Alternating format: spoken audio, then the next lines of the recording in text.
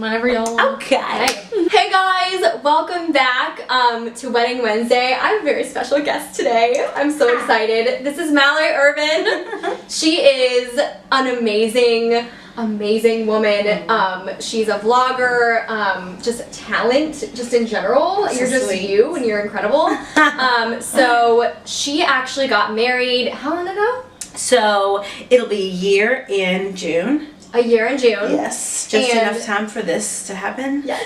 Basically, you know, like we knew each other through mutual friends and, you know, this whole community and everything. And I feel like you had a wedding that I want to have. Yeah. And it's a recent wedding. And so I decided I was going to ask Mallory, basically, should I be stressing out about the things that I am stressing out about? I love that. Yeah. That was like my thing during the wedding, whenever I was doing my wedding Wednesdays and stuff, was just like try and be stress free. Only worry about the things that you need to worry about. Yeah. And don't worry about those other things. So I'm so glad that that's what you wanted to know from me. What are those things? I guess is my question. Okay. So I wrote down a list because of my top stressors here. A level of 1 to 10, 10 being the most stressed. How stressed do you feel right now, 6 months out? Honestly, I feel like the stress level has gone down a little bit. That's good. That's what it should do. I was like a 10 in like the first like A couple 10? months. In the first couple months, just like finding the venue and like the guest list, you know, that stuff. But now I'd say it's like, depending on the day, like a 5. Perfect. So one thing that I'm really stressed about, that I don't know if I should be stressed about, Okay. is the cake.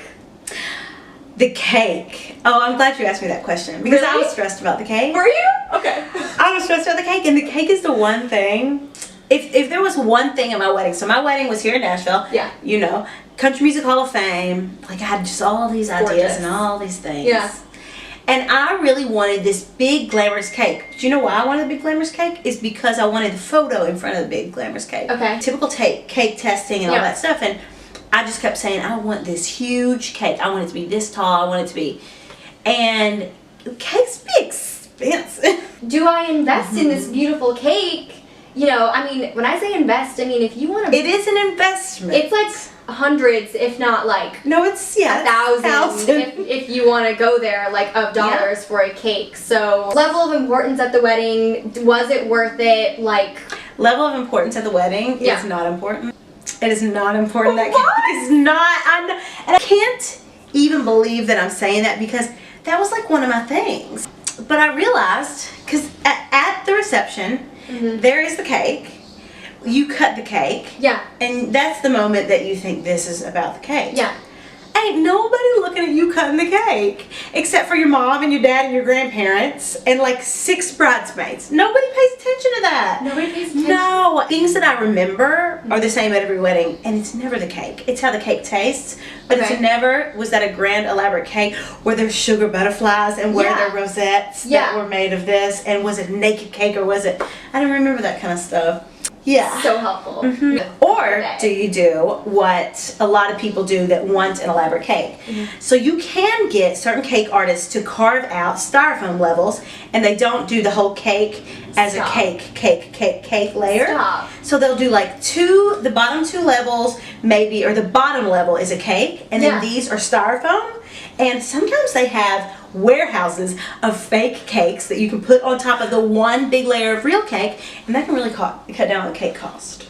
On the cake cost. I didn't know that I was such a cake connoisseur, but I am. Megan, are you hearing this? Wait, oh no.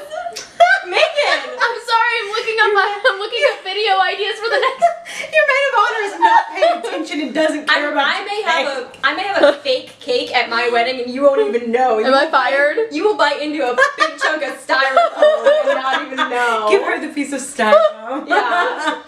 So, level, I'm going to say a 2 on the stress level of that you should, actually I'm going to say a 1.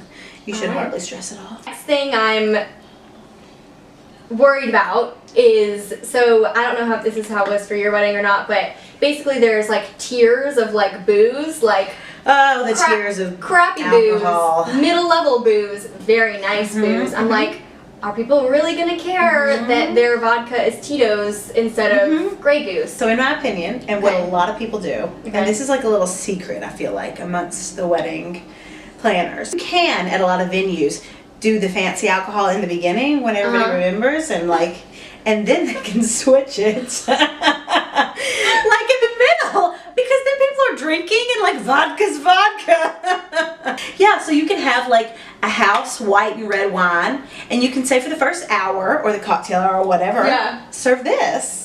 And then for the rest of the remainder, serve this. And especially if like Uncle Ronnie's getting really loose, then serve him this. He doesn't know. Great. That's an option. And if it's not, then you do not have to have premium alcohol at a wedding. Okay. I don't think. If you want to have like something premium, then maybe have a little bit nicer, like the middle of the road, red and white wine. Because I feel like you can taste if a wine is kind of good or bad. Okay. This is like so helpful to me. You don't even know. I wish that I had done this video before my wedding. His wedding ring. I don't even know where to start. So you have to ask. Okay, so did you pick out your engagement ring?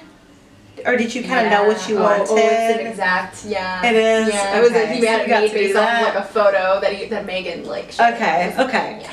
So I kind of think with the guy, especially because guys don't wear jewelry that often, and they're a little bit self-conscious about like their jewels. Yeah.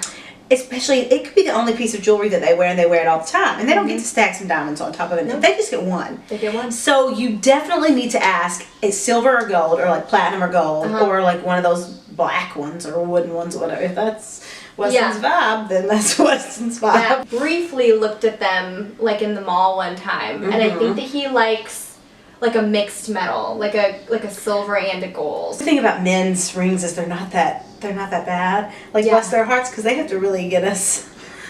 On the higher end. Okay. Like you can even get like a plain gold one for like a few $100s. Yeah. I would definitely recommend asking, because men are so particular. Taking them into a store like one time and trying on different rings. They don't have to pick the exact one, but also men's sizing is tough too. So like you need to size their finger. Women are like, men start asking those questions like, what ring size are you? A 5.5.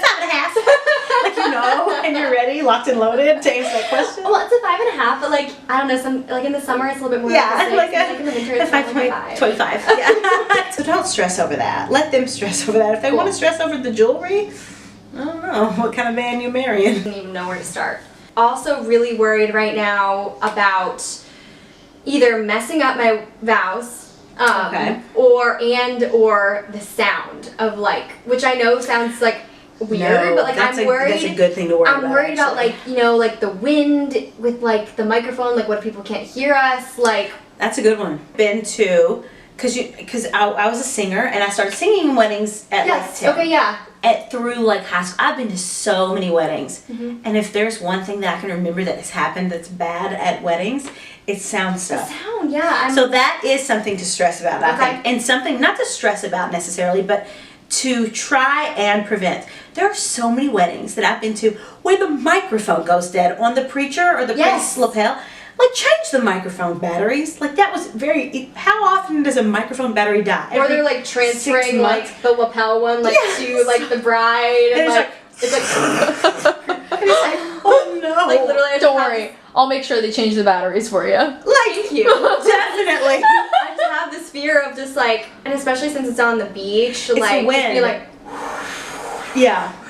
So you are a singer and like an entertainer, so when the wind starts blowing into the mic, you adjust and block the wind. For some reason, the priests and the preachers do not get that memo, and it's just.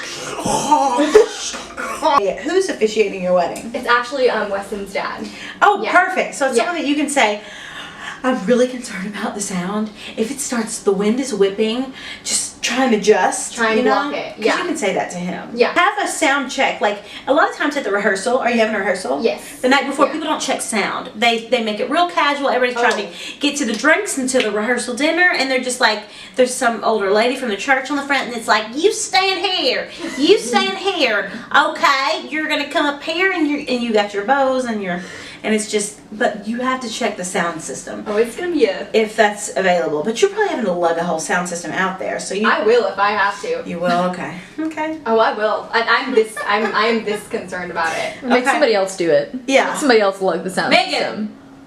The maid of honor. Add it to my job. You have a lot of jobs. I have a lot of hats. Yeah. Are you stressed about anything? Nah, I'll be drinking. Are her the more expensive Yeah, stuff. save the next. Question is my bridesmaids gifts. Oh, that's a good one. Yeah, I don't know how expensive they should be. I don't know how formal they should be. I don't know. Yeah. That's a great question. Yeah. And one that like I wondered about. No one does this until the very end. I don't think anyone like even thinks about this. And then and you're scrambling. So for my bridesmaids gifts, I did a robe from Plum Pretty Sugar, which I think is really common. A lot of brides will do that for their bridesmaids, like get a robe to wear Like that for the day, day. and then they look cute in pictures. Nobody's wearing Victoria's Secret's pink sweatpants in your pictures, and they get to take it home, so that's nice. Yeah. I got them the robe, and then I got them a Jen Zuner, these little diamond initial necklaces. Oh, with their cute. initial on it. A lot of brides do that I think is really cute is doing just like a box, whether it's like a day of emergency kit where you have like all those little things. That's cute. Or whether it's a little spa box. So I also did a little spa box. So I did like a, some teas and a Turkish towel rolled up and a little bath bomb and cute stuff like that. And then I had somebody do like a hand calligraphy, like gold of their name on the top. Because I'm always thinking pictures. So just thinking about stuff like that, like how to make things look really cute in pictures and stuff like that, but that they'll also like. That's kind of how I thought of my bridesmaids gifts. I wouldn't stress about that, but I would just do whatever you're comfortable with in your budget. And bridesmaids don't expect a lot, I feel like. No, the bridesmaids aren't sitting there like, here's my present. Yeah, I mean, I didn't think that they would, but at the same time, like, I want to make it special. Like, I honestly may just, like, completely rip off your, You can rip it off. I'm gonna rip off the initial, I'm like, ladies, if you're watching, get ready. Buckle up. It's the best present. How many bridesmaids do you have? I have 6. 6, that's what I had. And you know, when you have 12, then you maybe need to do the DIY bath bomb. Yeah. But if you have 6, if you have 6, you can kind of like, okay, I can splurge a little bit. Number one word of advice to every bride is to remember how excited you were when you got engaged and how much you wanted to marry this person before you got engaged throughout the wedding planning process. Because you forget about that. You forget about like, I wanted to get married so bad and I was so excited and I couldn't wait till he asked. Because as soon as like you're engaged and you start planning this stuff, it's like, oh my God, 80 people on my guest list. And it's my cake, 8 tears or 10 tears, and like, is it fake or is it real? It's not worth it to stress. Like, it's just, it can ruin the whole experience for you. And you're in control of that. Yes. So that's my word That's of advice. Great advice. To all the Thank brides. you so much. I genuinely feel so much better, and I feel like I didn't realize like so many of those tips. Yeah. So well, good. I'm glad I can help. Thank you. From one bride to another. I wasn't pregnant at my wedding, by the way. It just happened right after. Yeah, right after. Get it done. Yes, like get it done. Everything at once. Well, thank you guys so much for watching. Thank you so much, Mallory. Of course. Thank you. Check her out. Subscribe to her. She's incredible. I'm gonna include all of her links in the description box below. So, all right. We'll see you next Wednesday, guys. Bye.